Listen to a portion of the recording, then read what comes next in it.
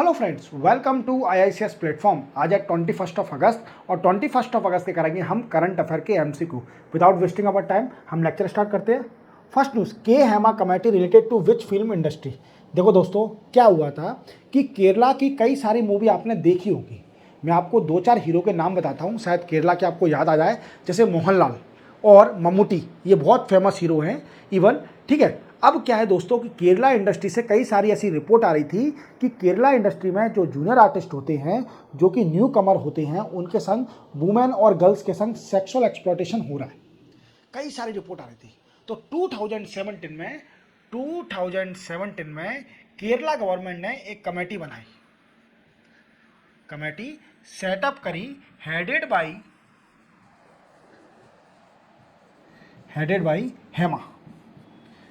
By Hema.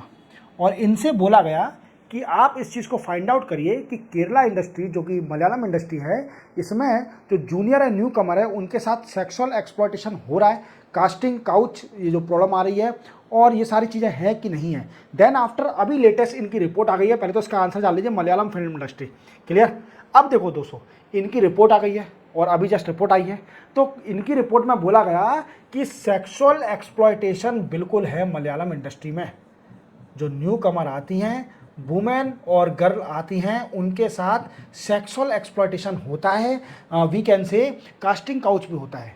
We can से जो बड़े बड़े प्रोड्यूसर, डायरेक्टर और एक्टर हैं वहाँ पर, वो क्या करते हैं कि अगर किसी भी न्यू गर्ल को किसी भी फिल्म में अगर हीरोइन बनना है, एक्ट्रेस बनना है, तो उसे कंप्रोमाइज़ करना पड़ेगा। और ये कई सारी केरला इंडस्ट्री में दिक्कत थी। अभी इन्हें रिपोर्ट में बोला है, और इनके हाथ में कई सारी ऐसी WhatsApp message clip, video clip और ऑडियो क्लिप हाथ लगी हैं, जो कि दर्शाती हैं कि मलयालम फिल्म इंडस्ट्री के अंदर कास्टिंग काउच और सेक्सुअल एक्सप्लॉयटेशन अवेलेबल है। वी कैन से एग्जिस्ट करता है। समझ में आ रहा है मेरी बात को। और इवन इन्होंने बोला कि जैसे जहाँ शूटिंग होती है, जिस जगह शूटिंग होती है, उस जगह वुमेन के लिए, जो कि एक्ट्रेस होती है, उनको बड़ी डिफ़िकल्टी होती है। अनहाइजेनिक कंडीशन को उनको रखा जाता है। इवन उनके लिए सेपरेट टॉयलेट की फैसिलिटी भी अवेलेबल नहीं होती, जो न्यू कमर है। और अगर आपको बड़ा एक्टर बनना है, तो जो बड़े बड़े डायरेक्टर, प्रोड्यूसर और एक्ट्रेस जो है, एक्टर जो है, उनके साथ आपको कंप्रोमाइज़ कंडीशन में होना पड़ेगा। तो ये सबसे बड़ी दिक्कत थी मलयालम फिल्म इंडस्ट्री की। कमेटी का नाम है रखना हेमा कमेटी। क्लियर। चलते हैं नेक्स्ट क्वेश्चन पर। Who was conferred national geo science award for life time achievement 2023। देखो क्या है कि national geo science award for life time achievement 2023 किसको मिला है, ये पूछ रहे हैं। तो ये है धीरज मोहन बैनर्जी। धीरज मोहन बैनर्जी को। अब थोड़ा अपन जान लेते हैं नेशनल जियो साइंस अवार्ड के बारे में। ये क्या अवार्ड है? तो दोस्तों, ये अवार्ड 1966 में सेटअप हुआ था by ministry of mines, by ministry of mines. Clear. अब इस अवार्ड को भी कैटेगराइज करके रखा है 3 अवार्ड में। किसमें? 3 अवार्ड में। तो सबसे पहला अवार्ड है national geo science award for life time achievement. Clear. Second है दोस्तों नेशनल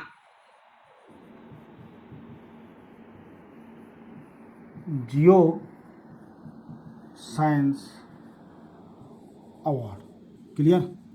और थर्ड है नेशनल यूथ जियो scientist award.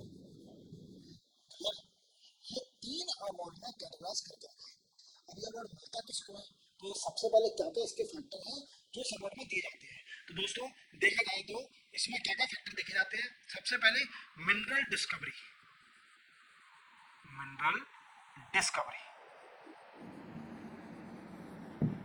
Exploration,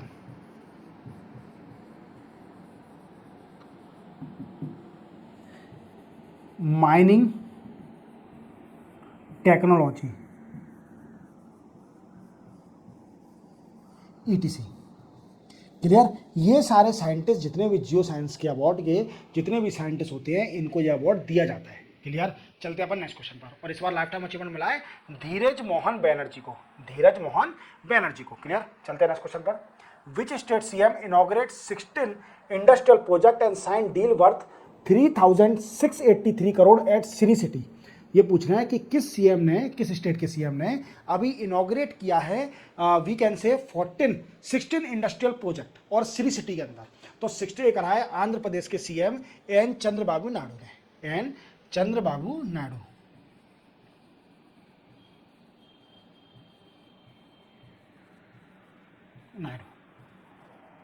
clear, clear, N Chandrababu Naidu ने यह अभी करा है, क्लियर, इसको इनॉग्रेट किया है। और इसका बेनिफिट क्या होगा कि इसका 15,000 जॉब क्रिएट करना आंध्र प्रदेश के अंदर, श्री सिटी के अंदर। इस इंडस्ट्रियल प्रोजेक्ट पे 15,000 जॉब मिलेगी यूथ को।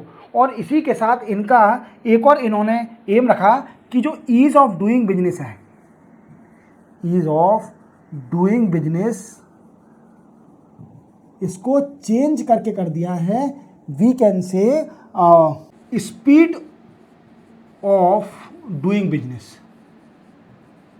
Speed of doing business.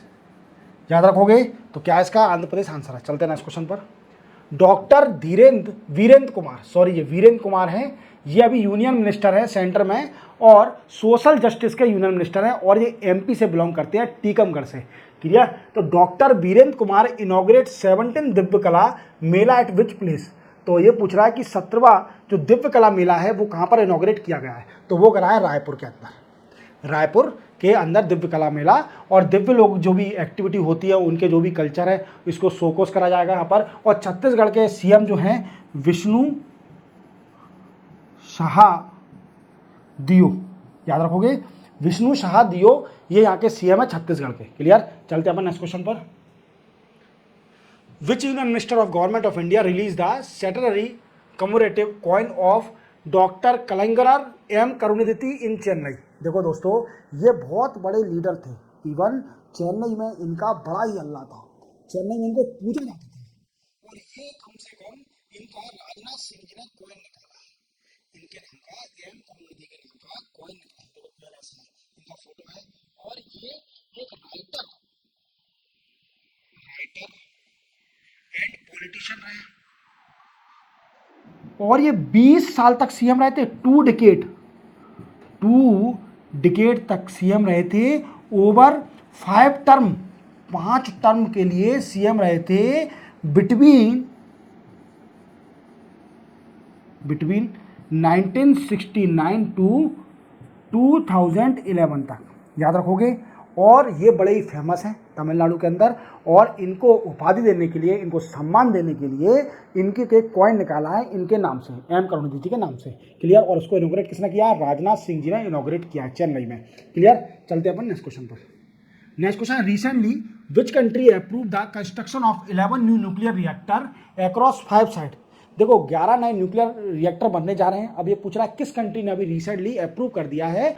41 we can से 14 बिलियन डॉलर का प्रोजेक्ट है, 14 बिलियन डॉलर का प्रोजेक्ट है, जिसमें कम से कम 11 न्यू न्यूक्लियर रिएक्टर बनाएंगे नए। और वो चाइना ने अप्रूव कर दिया है। और इसका एम क्या है दोस्तों? इसका एम है कि जो इमिशन हो रहा है, कार्बन का इमिशन हो रहा है, उसको रिड्यूस करना, कार्बन का इमिशन को रिड्यूस करना। और एक और बात याद रखना, we can say climate change पर भी फोकस करा जा रहा है। क्लियर, समझ में आया? चलते हैं अपन नेक्स्ट क्वेश्चन पर। नेक्स्ट क्वेश्चन है, who has been chosen as one of Indian flag bearer for the opening ceremony. देखो आपको मालूम है कि ओलंपिक खत्म हो गए। अब खत्म होने के साथ पेरिस ओलंपिक का ना, पेरिस खत्म होने के साथ अब पारा ओलंपिक चलेंगे। कहाँ पर चलेंगे? पारा ओलंपिक चलेंगे। पारा ओलंपिक्स अब पेरिस में चलेंगे, इन पेरिस। और इंडिया ने भी पार्टिसिपेट किया है इसमें। और इंडिया ये पूछ रहा है कि इंडिया के कौन से प्लेयर इंडिया का फ्लैग ओपनिंग सेरेमनी में इंडिया का फ्लैग होल्ड करेंगे। तो वो है दोस्तों सुमित अंतिल। ये कौन है? ये दोस्तों एक पारा एथलेटिक्स है, पारा एथलेटिक्स एथलेट। क्लियर। और दोस्तों इन्हीं को चूज करा है क्योंकि इन्होंने टोक्यो पारा ओलंपिक्स में